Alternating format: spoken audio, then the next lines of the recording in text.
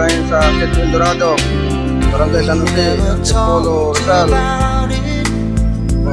So, normal po ang sitwasyon ng traffic natin ngayon. So, yan. Normal po yan sa Centro Eldorado.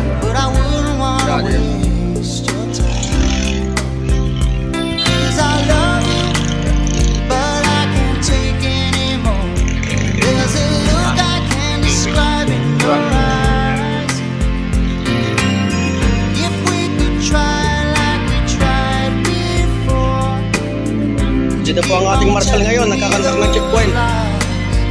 Dito po yan o, team leader ng marshal.